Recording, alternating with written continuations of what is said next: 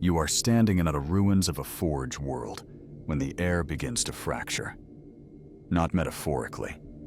The space in front of you develops hairline cracks you can see through, and beyond them is green light that has no source. Your squad opens fire on the metal skeleton lying in the rubble because that is what training demands. The bolter rounds strike ceramite and rockcrete, pulverizing stone, shredding rebar. They do not touch the skeleton. It is already somewhere else. Phasing between states of matter your weapons were not designed to engage. Then the light intensifies, and you understand with absolute clarity that you are about to witness something the Imperium classifies as Apex Tier Xeno's Resurrection event. You also understand that classification exists because those who see it rarely survive to make reports. What follows is not reanimation. It is reconstruction, governed by technologies your species abandoned before it learned to write.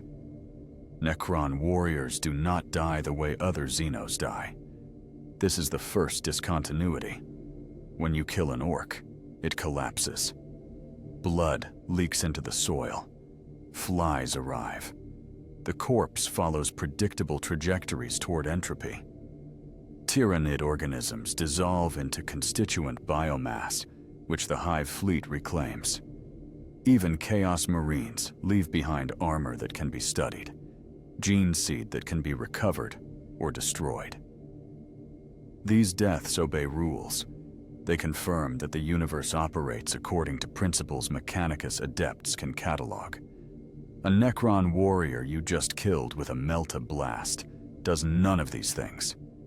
It lies in pieces on the ground, torso severed from legs, skull separated from spine, ribs splayed open to reveal the reactor core still glowing faintly within the chest cavity.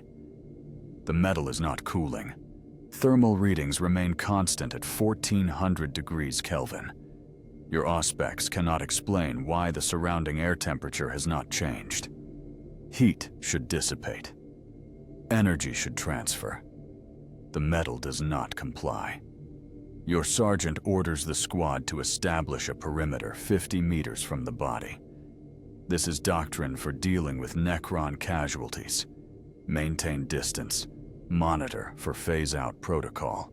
Do not approach until Mechanicus personnel arrive with the specialized containment equipment. Phase-out is the term Imperial forces use when a damaged Necron warrior simply ceases to be present. Its component particles recalled to whatever tomb complex serves as its origin point.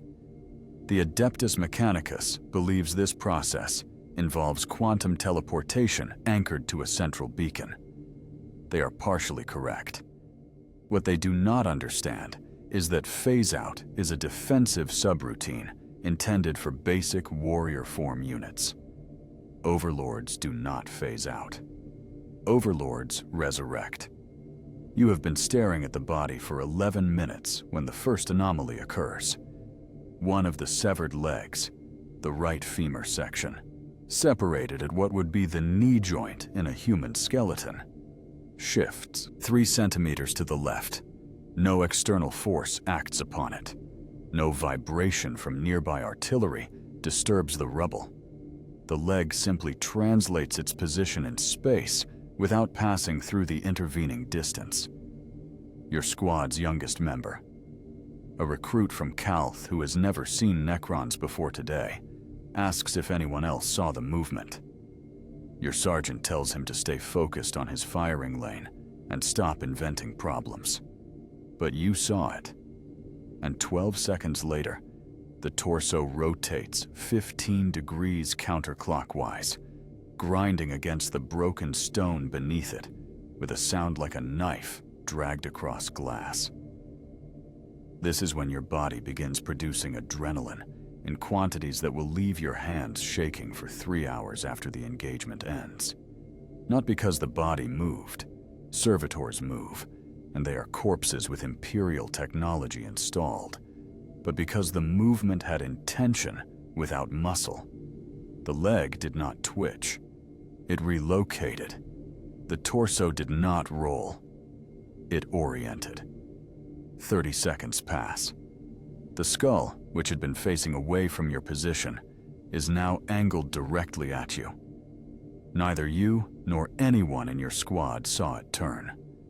The reassembly does not begin with the body. It begins with the space the body will occupy.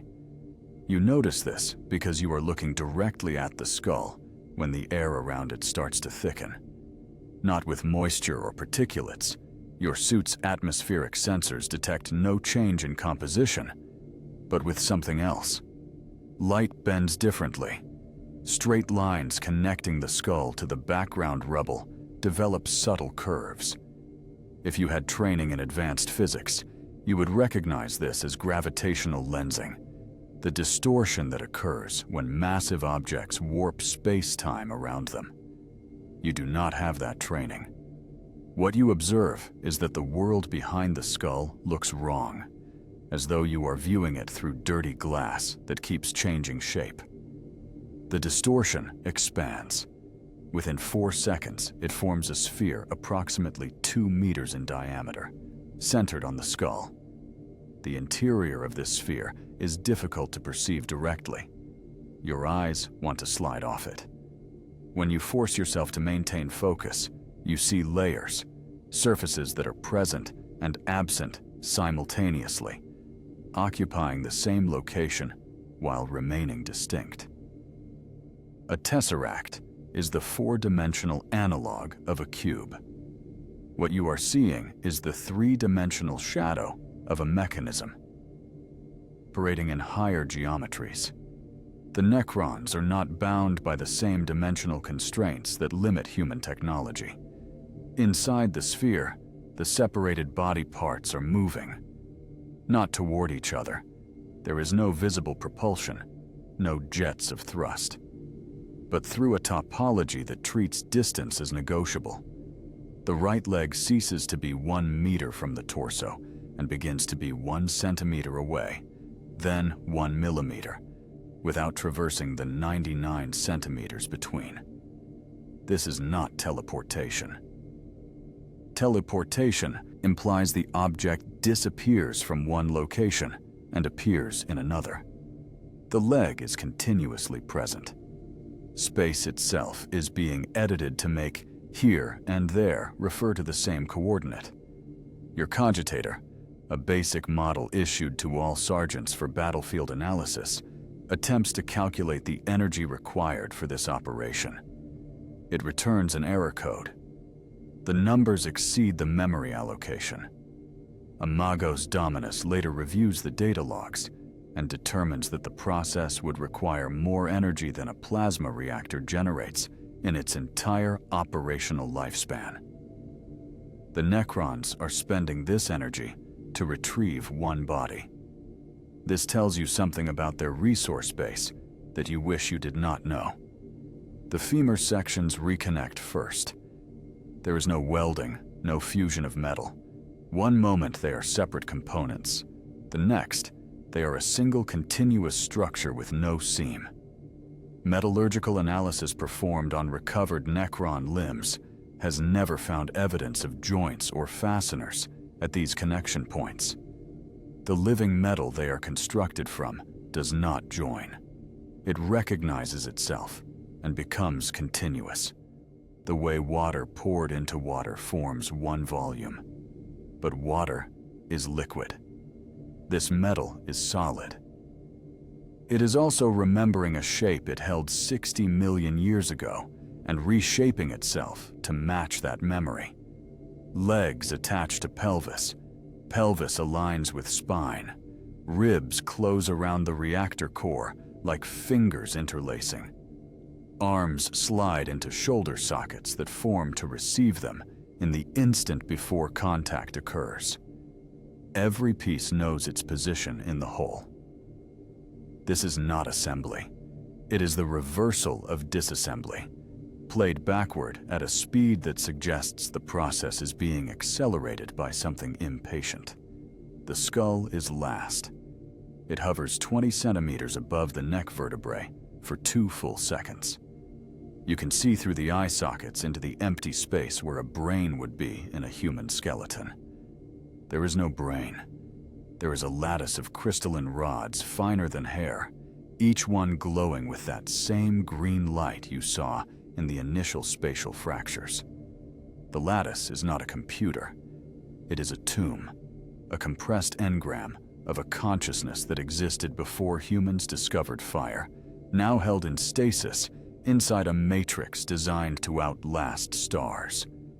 The skull descends. It meets the neck with a click that sounds like a blade drawn from a sheath. The sound is too precise, too clean. Metal on metal should scrape or grind. This is a lock engaging. 2 pieces of a mechanism designed by intelligences who found imperfection intolerable. The body is whole. It is also still dead. No light moves behind the eyes. The limbs do not twitch with autonomic reflexes because there are no reflexes to trigger. A Necron warrior at this stage of resurrection is an object, inert as a bolt gun with no ammunition. Then the reactor ignites, and everything changes. The reactor core in a Necron chassis is not fusion, not fission, not any combustion process Mechanicus adepts can categorize cleanly. It is a contained singularity, a point of such compressed matter that it generates power through spatial distortion rather than chemical or atomic bonds. The Necrons stabilized and miniaturized this technology when humanity was still figuring out how to chip flint. When the core activates, the light does not grow gradually. There is no warming period, no escalation. One instant the chest cavity is dark. The next instant it is full of radiance so bright your helmet's visual filters engage automatically to prevent retinal damage. The light is green because necrodermis, the living metal, emits in that wavelength when energized, but calling it green is like calling a plasma bolt warm. This is green the way a reactor breach is green, consuming, absolute, the color of something that should not exist. Your auspex shrieks. Radiation levels spike to thresholds that should not be survivable at this range. Gamma, X-ray, exotic particles your equipment has no names for. The air ionizes. You can taste copper and ozone and something else, something your tongue has no evolutionary context for identifying because nothing in your species' history tasted like quantum decay. Your armor's rad shielding is rated for battlefield nuclear strikes. It is barely adequate now. The light spreads. It does not travel through the metal like electricity through a wire. It suffuses the entire skeleton simultaneously, every limb and joint and articulated plate illuminating in the same microsecond. This is distributed power, a network where every component is both source and recipient. Destroy one limb, and the others continue operating. Sever the torso from the legs, and both halves retain function. There is no centralized weakness to target, no brain to destroy, or heart to stop. The entire body is the engine. The entire body is the weapon. Then the eyes open. Not like human eyes, where the lids retract to reveal the wet surface of the cornea. Necron eyes do not have lids. They have apertures, circular openings in the skull that were closed and now dilate, widening from pinpoints to full circles in a tenth of a second. Behind the apertures, nothing. No lens, no optic nerve, no biological mechanism for processing light. Only that same green radiance, brighter than the reactor core, brighter than anything in your visual field, except the sun itself, when you were foolish enough as a child to look directly at it. You understand in this moment that those are not eyes. They are sensors, and they are looking at you. A Necron warrior operates with approximately the intelligence of a servitor, sufficient for pattern recognition, target discrimination, basic tactical response. It can fire a weapon, follow simple commands, recognize threats according to pre-programmed criteria. It cannot adapt. It cannot innovate. It is, in most meaningful senses, a machine that happens to be shaped like a skeleton. An overlord is something else entirely. The green light in the eye sockets intensifies and then modulates, flickering through rhythms too fast for you to track individually, but slow enough that your brain registers them as patterns. This is processing. The overlord is running diagnostics, checking every system in its reconstructed frame for damage or degradation. 63,000 subsystems report their status in the span of 3 seconds. Any faults are cataloged and either repaired by nanoscale mechanisms embedded in the necrodermis or flagged for later attention. This entire sequence occurs before the overlord moves. When it moves, it does not jerk or spasm the way a body might when jolted with electricity. It unfolds. The legs straighten smoothly, servos that have not been lubricated in 600 years operating with zero friction because necrodermis does not corrode. The spine extends, each vertebra locking into perfect alignment.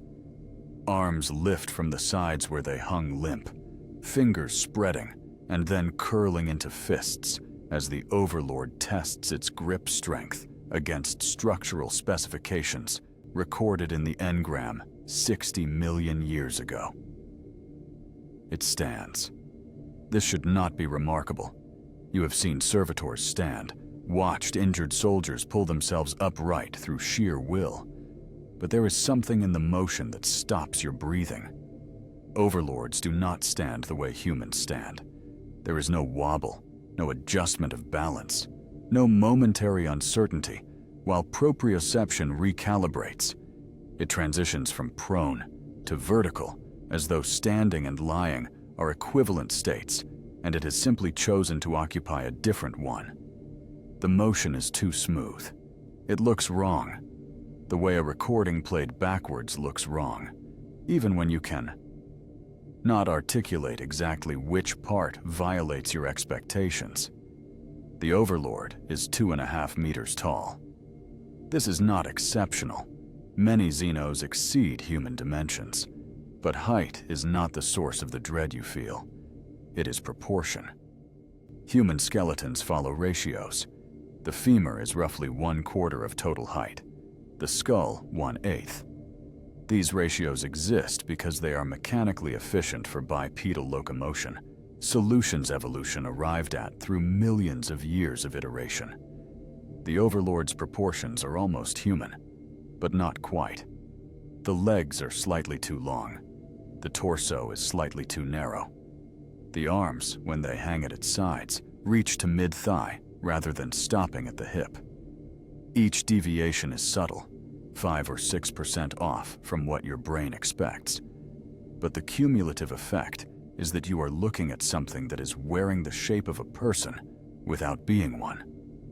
It is a shell designed for combat efficiency, and whoever wore it originally was not human and did not share human constraints. The skull tilts 15 degrees to the left, a motion so precise you could measure it with a protractor. It is looking at your squad. More accurately, it is examining your squad. The eyes do not move within the sockets because there are no eyes to move, only the fixed apertures. But you feel the weight of attention shifting as the overlord scans each of you in sequence. Left to right, 5 targets, 6 seconds of assessment. In that span, it has analyzed your armor type, identified your weapons, estimated your combat effectiveness based on posture and formation, and categorized you according to threat parameters. You are not a threat. None of you are. The Overlord determines this and dismisses you as immediate concerns. It does not relax. Necrons do not have muscle tension to release, but the quality of its attention changes. You are no longer being evaluated for combat. You are being evaluated for something else. It speaks. The sound is not a voice. Voices require vocal cords, airflow, the vibration of soft tissue. The Overlord has none of these. What it has is a resonance chamber in its torso that generates sound by vibrating the air directly through manipulation of magnetic fields. The result is noise shaped into language, words without breath. You do not understand the language. It is not Gothic, not any human dialect, not even close enough to trigger your brain's pattern recognition. The phonemes are too sharp, all hard consonants and vowels that sound like metal scraping stone. But more disturbing than the unfamiliarity is the structure. Human languages have rhythm, flow, spaces between words where speakers breathe. This has none of that. It is continuous, each syllable locked to the next with no gaps, no pauses, a single unbroken string of information compressed into sound. You are not listening to a sentence. You are listening to a download. Your Vox speed translates nothing. The machine spirit inside your helmet's cogitator array tries to parse the input and fails, returning static. Translation requires reference, a database of known languages, grammatical rules, syntax patterns. The Overlord is speaking a language that has not been spoken aloud on any human world since before Terra had written history. There is nothing to reference. The words exist in a vacuum. But then something changes. The Overlord stops mid-syllable, and when it resumes, the language is different. Still harsh, still metallic, but now you recognize fragments. Gothic roots, twisted and mispronounced by a mouth that does not have a tongue, but present. It is adapting. In the 11 seconds since it began speaking, it has scanned the Vox chatter from your squad, analyzed linguistic patterns, cross-referenced its own language database, 60 million years old and still functional, and constructed a working translation matrix. You are Terminus. That is what your Vox speed renders. Not terminating, not terminated. Terminus. The word feels wrong. A Gothic approximation of a concept the original language expressed more precisely. This form reclaims dominion. Withdrawal is optimal. Your sergeant does not withdraw.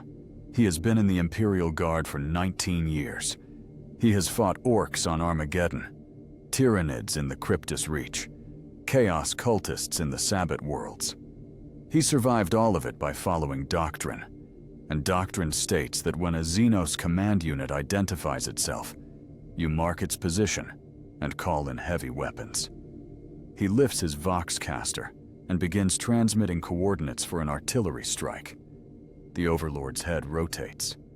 Not the entire body, just the head.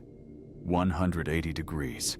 Neck joints moving with the smooth precision of a ball bearing in a socket, until it is facing directly backward and staring at your sergeant with those empty, burning eyes. The motion takes less than a second. Human necks do not turn that way. Human necks cannot turn that way without snapping cervical vertebrae. You are not looking at anatomy. You are looking at engineering.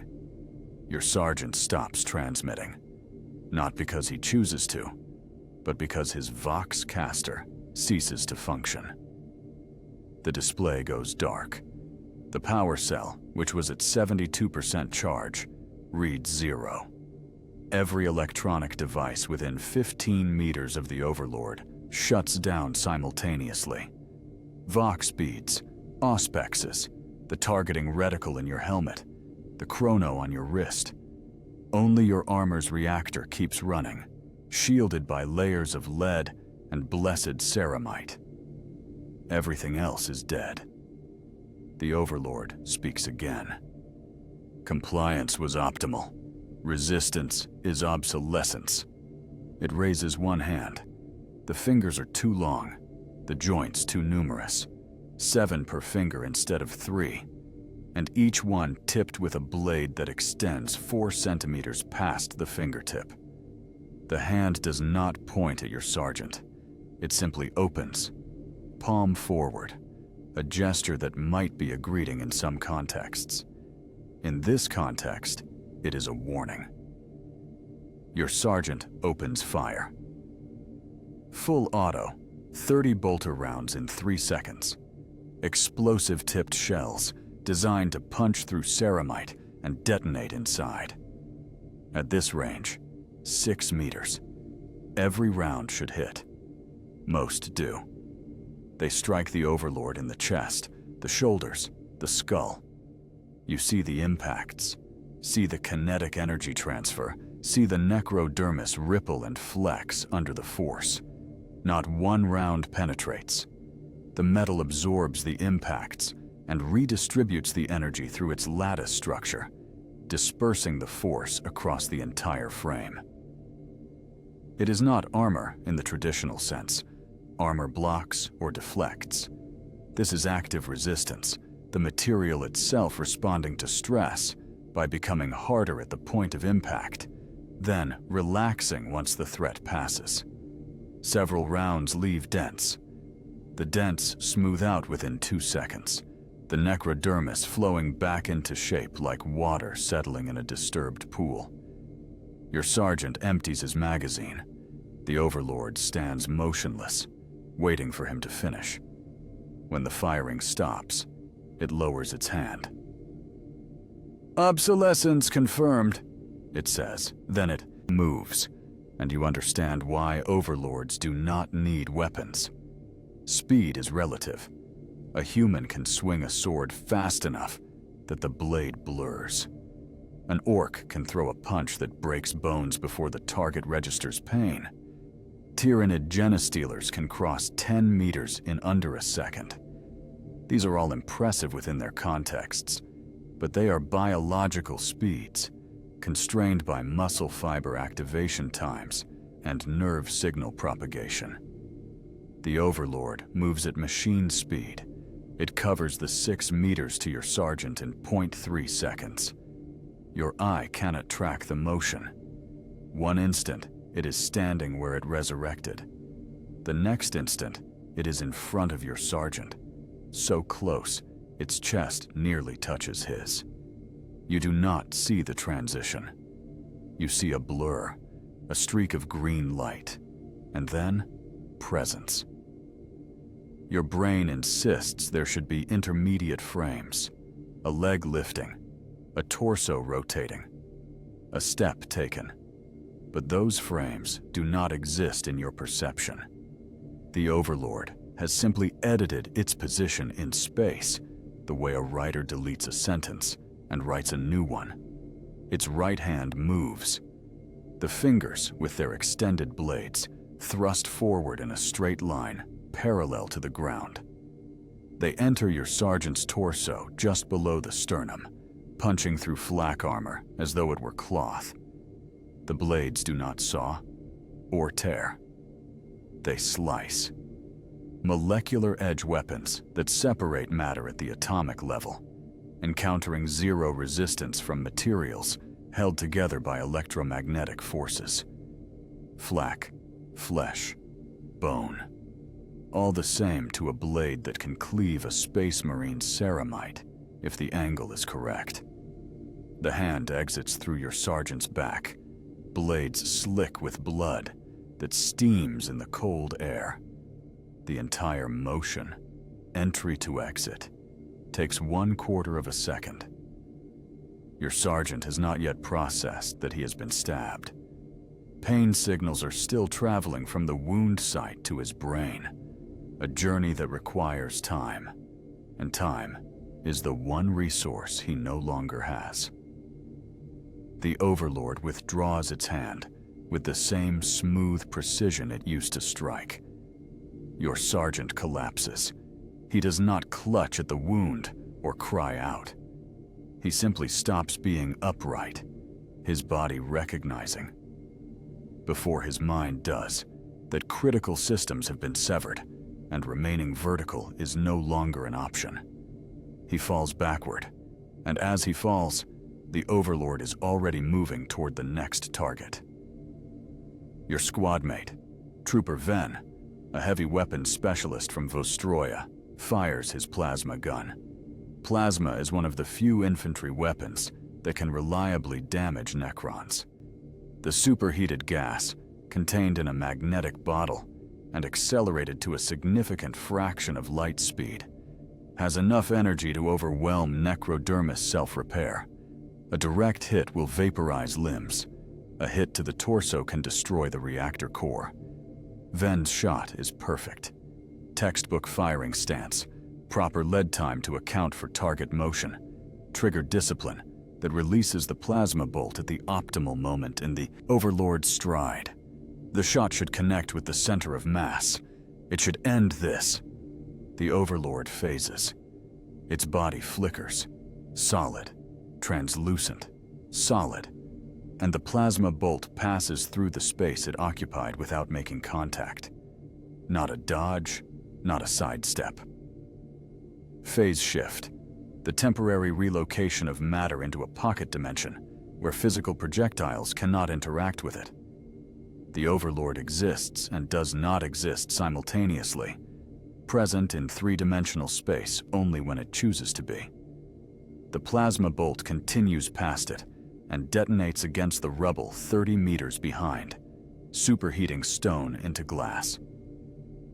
The Overlord resolves back into solidity. It has covered 4 additional meters during the phase. It is now within arm's reach of Ven. Ven swings the plasma gun like a club. It is a desperate move, the action of a man who knows he will not have time to fire again. The gun is heavy, 16 kilograms fully loaded, and Ven is strong. The blow should at least stagger the Overlord, buy a second or two to retreat. The Overlord catches the gun mid-swing.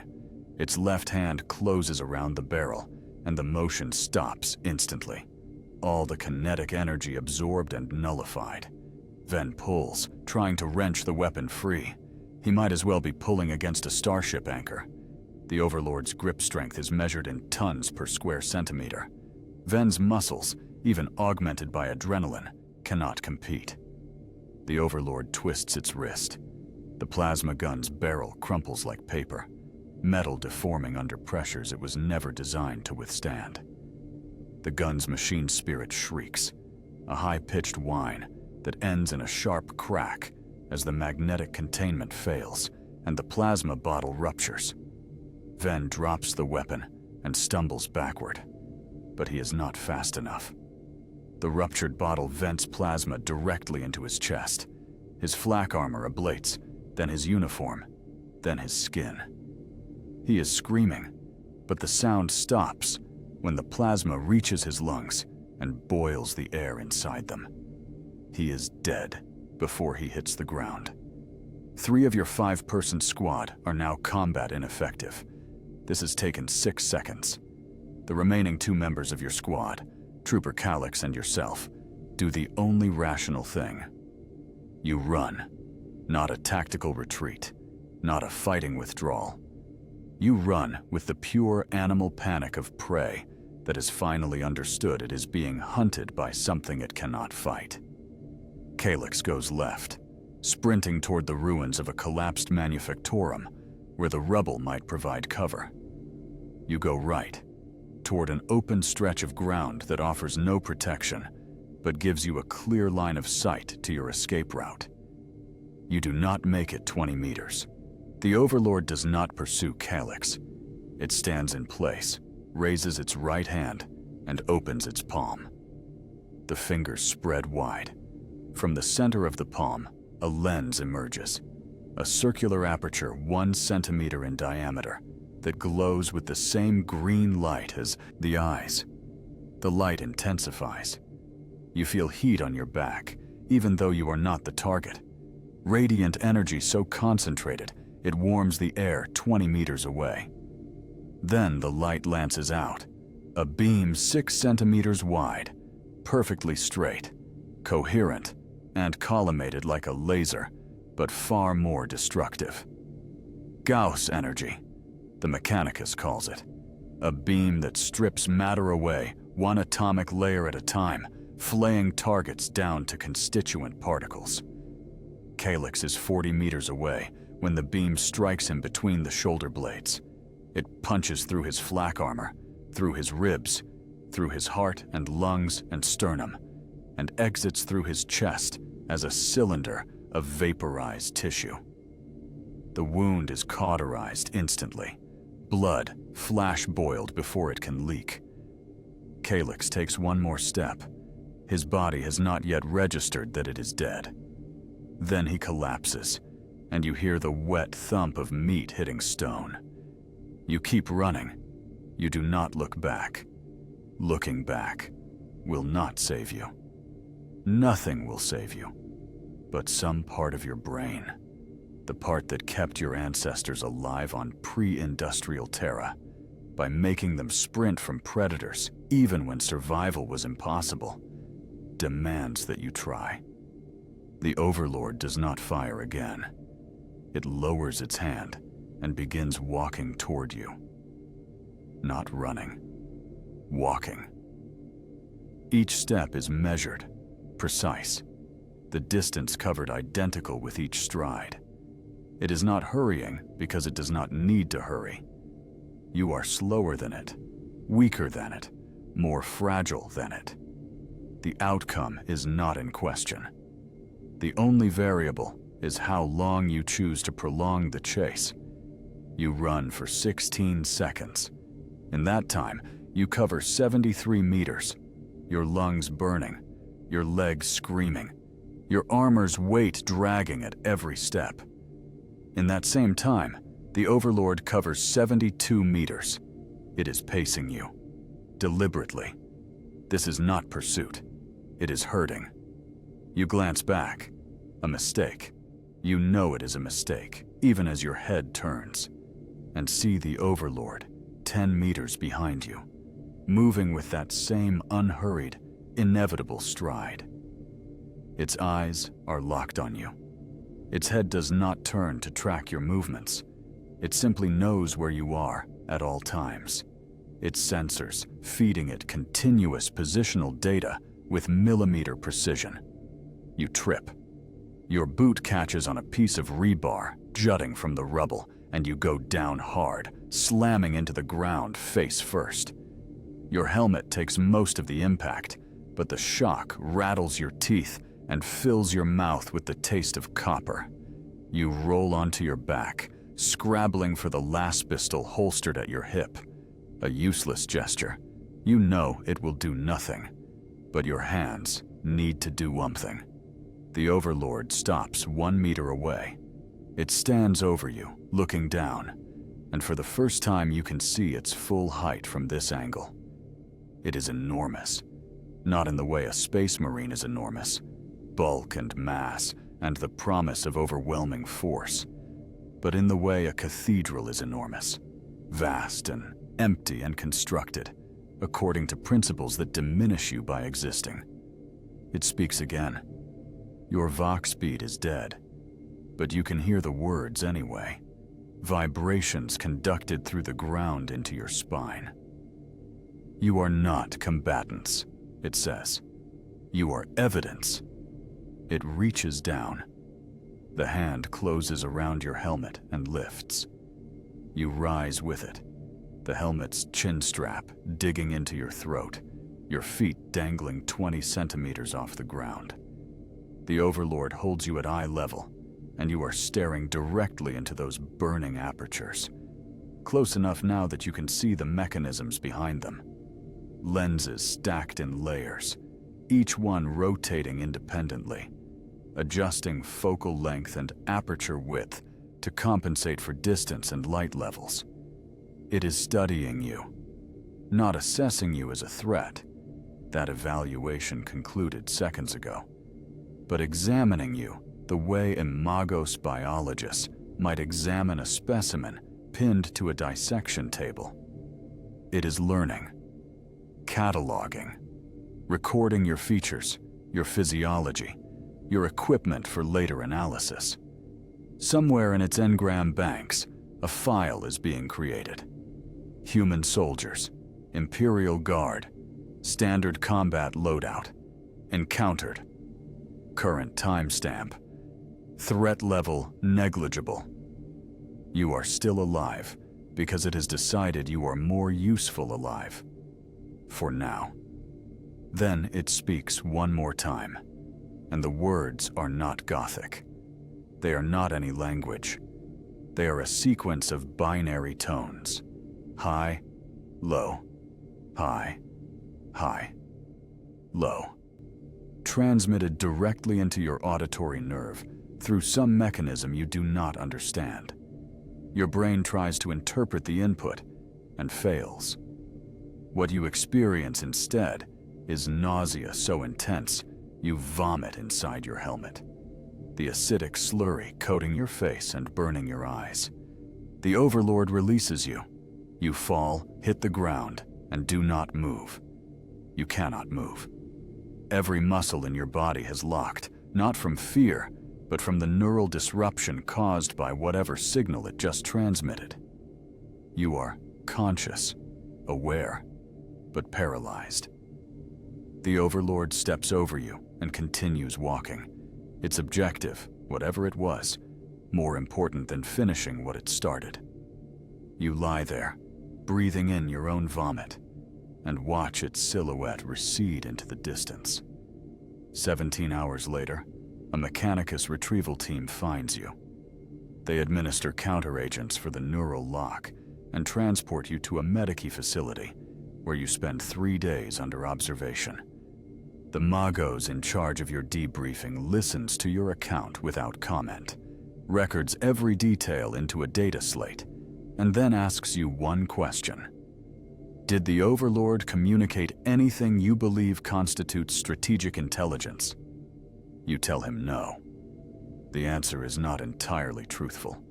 The Overlord's words replay in your memory constantly, especially the ones you could not translate. But you know the Mechanicus will not act on ambiguities. They want specifications, technical readouts, operational weaknesses. They do not want to hear that you looked into the eyes of something that was old, when your species was new and felt nothing looking back. Not malice, not curiosity, just attention. Vast and cold and precise, the kind of attention a human might give to an insect, observed for a moment before stepping on it or letting it pass. The debriefing ends. You are cleared for return to active duty. Your squad is listed as KIA, acceptable losses during a classified operation in the Segmentum Obscurus. You are reassigned to a new unit. You will fight again, fire your weapon at Xenos targets again, stand in formation, and follow orders again. But some part of you is still lying on that rubble field, staring up at the Overlord's silhouette as it walks away. You did not defeat it. You did not even slow it down. You were simply beneath its threshold of concern, an organism too insignificant to merit the effort of complete extermination. You survived because it allowed you to survive. In the grim darkness of the far future, this is what resurrection looks like. Not a return from death, but the resumption of a war that paused for 60 million years and is now, with cold inevitability, beginning again.